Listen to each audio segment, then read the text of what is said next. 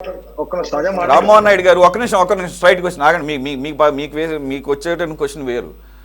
మీరు ఇప్పటి వరకు కూడా తెలివిగా 2027 జూన్ వరకు మేము పోలవరం ప్రాజెక్ట్ కంప్లీట్ చేసి నీరు విడుదల చేస్తాం అనేది ఈ మొత్తానికి ఫస్ట్ ఫేజ్ గురించి అనమాట. మరి ఆ ముక్క క్లారిటీ ఎందుకు చెప్పరు?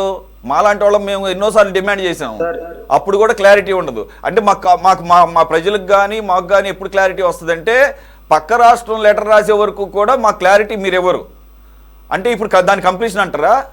ఫస్ట్ ఫేజ్ వరకు కంప్లీట్ చేస్తే అది కంప్లీషన్ అంటారు, ఆఫ్ కంప్లీషన్ అంటారు దాన్ని.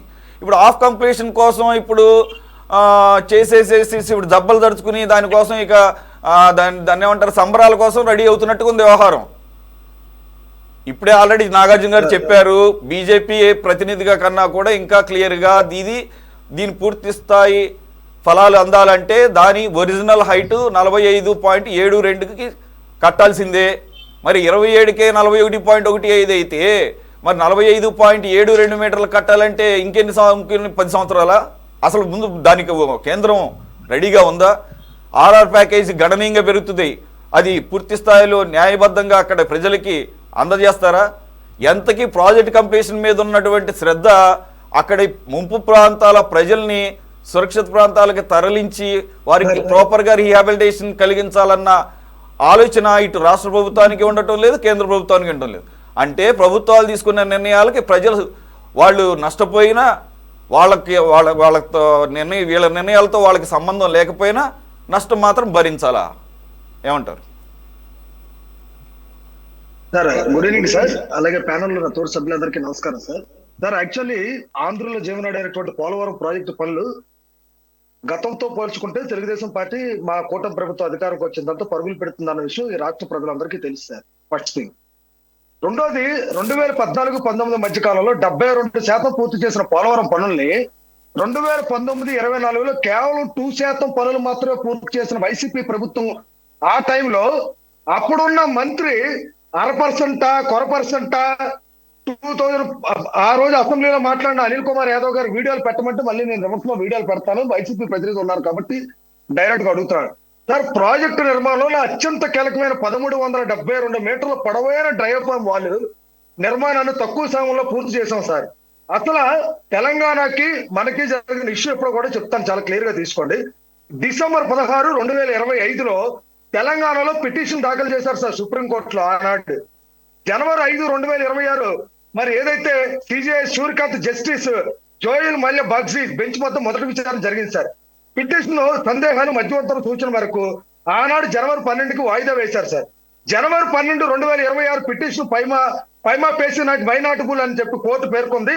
అది అంతరాష్ట్ర జిల్లా వివాదం, మహారాష్ట్ర, కర్ణాటక వంటి ఇతర రాష్ట్రాలు కూడా పాల్గొవాలి కాబట్టి సివిల్ సూట్ ఆర్టికల్ 131 కింద దాఖలు చేయాలని సూచించింది సార్. తెలంగాణ పిటిషన్ ఉపసంహరించుకుంది, ఇతర చట్టపరమైన మార్గాలు సూట్ ఉపయోగించుకుంది, లిబర్టీ ఇచ్చింది సార్, లిబర్టీ. అదే విషయం మీద తెలంగాణ మంత్రి ఉత్తమ్ కుమార్ యాదవ్ గారి స్పందన కూడా ఇచ్చారు. తెలంగాణకు రావాల్సిన నీటి వాటా కోసం పోరాటం కొనసాగిస్తున్నాం, పోలవరం నల్లమల సాగర్ ప్రాజెక్టు పై 2 రోజుల్లో సివిల్ సూట్ దాఖలు చేస్తామని స్టేట్మెంట్ ఇచ్చారు సార్. ఇది క్లియర్ టైటిల్, కావాలంటే పిక్చరైజేషన్ నేను చూపిస్తాను, మీరు డేటా కూడా చూసుకోవచ్చు. నేను data clear data court notice కూడా చూపిస్తాను సార్. రెండో విషయం ఇక్కడ ఇంకోటి మాట్లాడుకోవాలి. ఇప్పుడు పెద్దలు మాట్లాడుతున్నారు సార్. 2014 ఇందాకే చెప్పారు 72% పూర్తి చేశారు. కానీ 2024-25 మధ్యన 512 కోట్లు ఖర్చు చేశాం సార్. 2025-26 మధ్యన 6,705 కోట్లు పూర్తి చేశాం సార్.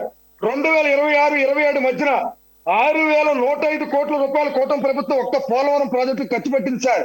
ఇది కేవలం నెలల్లో, అంటే 20 నెలల్లో 18,322 కోట్లు పోలవరం ప్రాజెక్టుకి కూటమి ప్రభుత్వం కట్టుబడి ఉండి కేటాయింపు కార్యక్రమం చేసింది సార్. ఆనాడు జగన్మోహన్ రెడ్డి గారు కూడా పోలవరం తలకి రివర్స్ టెండరింగ్ పనులు ఏ విధంగా ఉన్నాయని నేను చెప్తా.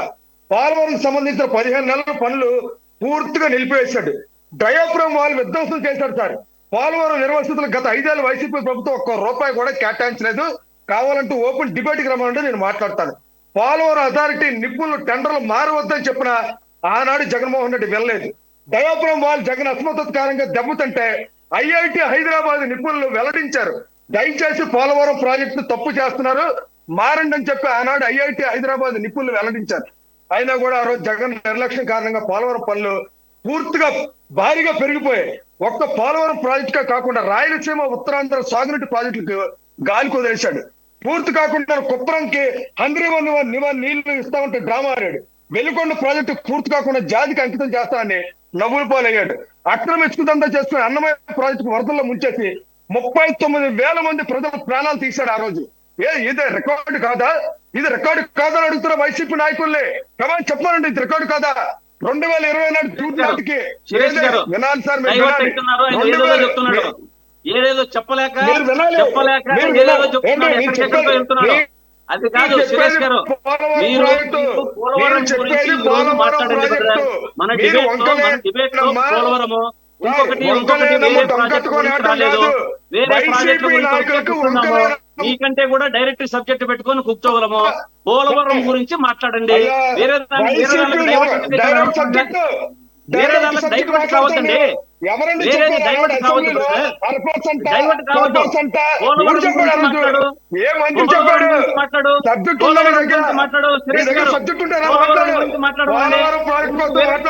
ఇప్పుడు మనం మాట్లాడుకుంటున్నది ఎందుకు డైవర్ట్ చేస్తున్నారు? రామ్మోహన్ నాయుడు గారు ఒక నిమిషం ఆగండి, ఒక నిమిషం ఆగండి. శ్రీకాంత్ గారు ఒక నిమిషం ఆగండి. శ్రీకాంత్ గారు ఒక నిమిషం ఆగండి. రామ్మోహన్ నాయుడు గారు ఒక నిమిషం. శ్రీకాంత్ గారు ఒక నిమిషం ఆగండి. రామ్మోహన్ నాయుడు గారు ఒక నిమిషం ఆగండి సార్.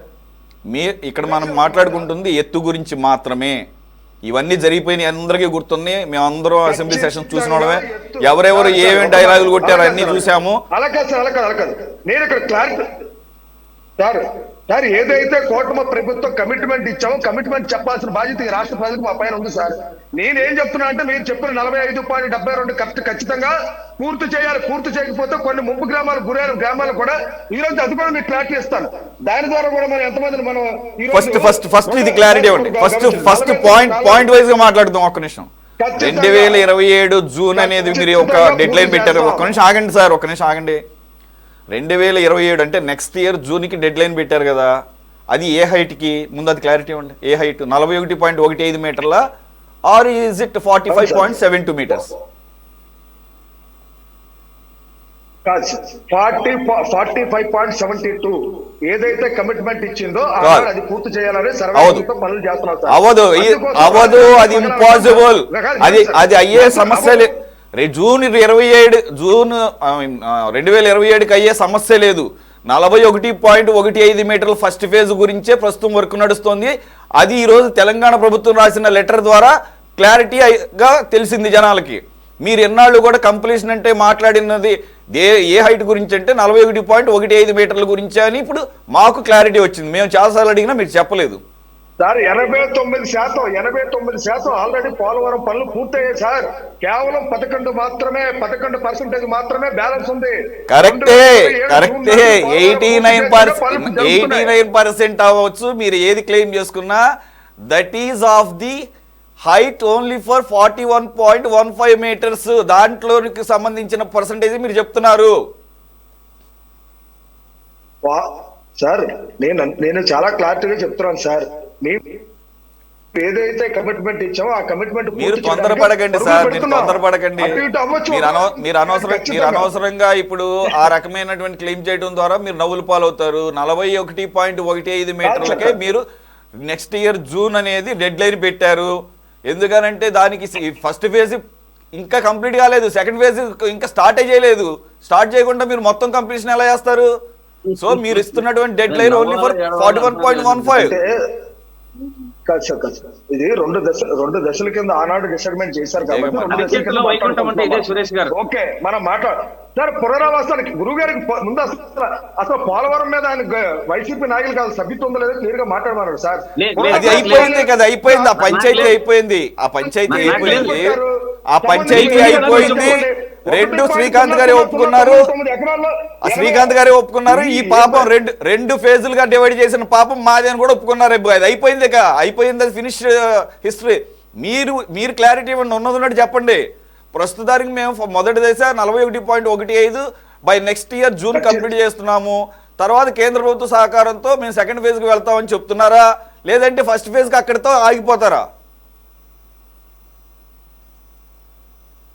ఆగం సార్, ఆగే ప్రసక్తి లేదు. దాని మీద పునరాలోచన చేస్తున్నారు, ఆల్రెడీ జరుగుతున్నాయి. దాని మీద సంబంధించిన ఇష్యూస్ అన్ని జరుగుతున్నాయి. దాన్ని కూర్చొని ఏ విధంగా నిర్ణయం తీసుకోలేదు ఖచ్చితంగా అది జరుగుతున్నాయని వార్తలు వచ్చిన నేపథ్యంలోనే ఈరోజు తెలంగాణ ప్రభుత్వం పీపీఏకి లెటర్ రాసింది. రైట్, క్లారిటీ వచ్చేసింది కదా. ఇక మీరు కూడా ఇది పిటిషన్ కూడా 2025లోనే దాఖలు చేశారు సార్ ఆనాడు తెలంగాణలో. సుప్రీంకోర్టులో విచారణలో కూడా ఆ రోజు డిసెంబర్ 16, 2025 తెలంగాణలో పిటిషన్ దాఖలు చేసింది. బట్ అది వాయిదా కూడా పడింది, లిబర్టీ కూడా ఇచ్చింది. Right, okay.